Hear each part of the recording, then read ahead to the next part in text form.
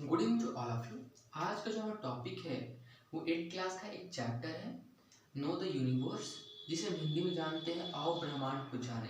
उसका पहला जो हमारा टॉपिक है वो है आकाशीय पिंड। तो फर्स्ट ऑफ ऑल हम डिस्कस करेंगे कि आकाशीय पिंड हम किसे कहते हैं। ठीक है, तो हम आज जानेंगे कि आकाशीय पिंड एक्चुअली किसे कहा जाता है। ठीक है, तो आसमान में दिखने वाले सभी चीज को हम आकाशीय पिंड के नाम से जानते हैं। फॉर एग्जाम्पल देखिए, एग्जाम्पल आसमान में दिखने वाले सभी चीज को हम आकाशीय पिंड के नाम से जानते हैं। एग्जाम्पल के लिए चंद्रमा, सूर्य,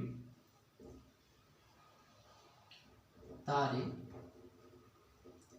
etc, ये सभी आकाशीय पिंड के एग्जाम्पल हुए। ठीक है, तो इसके अंतर्गत हमें 3 टॉपिक पे डिस्कस करना है। तारा, सेकंड सूर्य,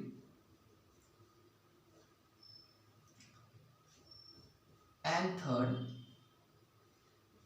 ग्रह, एंड फोर्थ उपग्रह। तो अभी हम डिस्कस करने वाले हैं, इस लेक्चर में डिस्कस करने वाले हैं तारा के ऊपर, ठीक है, ग्रह के ऊपर और उपग्रह। 3 टॉपिक पे इस लेक्चर में हम डिस्कस करेंगे, तारा, ग्रह और उपग्रह के ऊपर। तो फर्स्ट ऑफ ऑल हम डिस्कस करेंगे तारा के ऊपर कि तारा हम किसे कहेंगे और तारा का निर्माण कैसे होता है, उसके ऊपर हम डिस्कस करेंगे। ठीक है,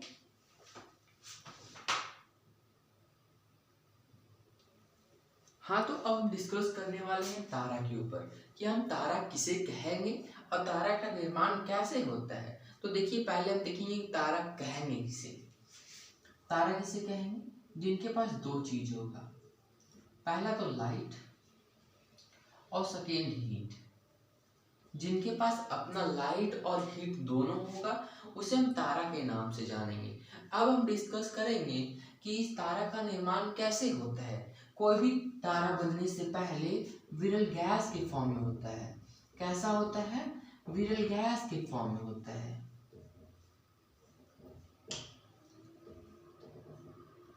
कोई भी तारा बनने से पहले वो विरल गैस के फॉर्म में होता है, बाद में वो ग्रेविटेशन फोर्स के कारण निकट आने लगते हैं, करीब आने लगते हैं, जिसके वजह से उनके नाम में परिवर्तन हो जाता है। उनका नाम हो जाता है फिर निहारिका।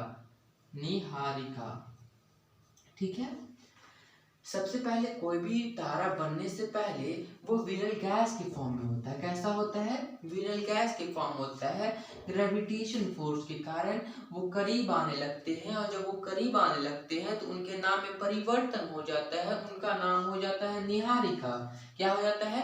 निहारिका हो जाता है। जब वो करीब आने लगते हैं, जब विरल गैस एक दूसरे के निकट आने लगते हैं, करीब आने लगते हैं, तो वो हीट को जनरेट करता है, हीट को प्रोड्यूस करता है।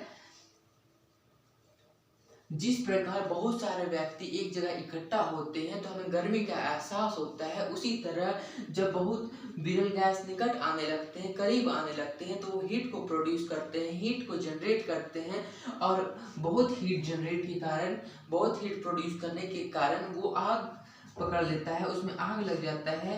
वो उसमें आग पकड़ लेता है, तो जब आग उसमें पकड़ लेता है तो उसी का नाम हम तारा दे देते हैं। उसी आग के गोले को हम तारा के नाम से जानते हैं।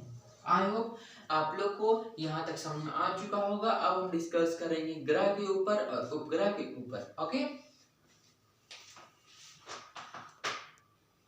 हाँ, तो स्टूडेंट अब हम डिस्कस करने वाले हैं ग्रह के ऊपर। ग्रह हम किसे कहेंगे?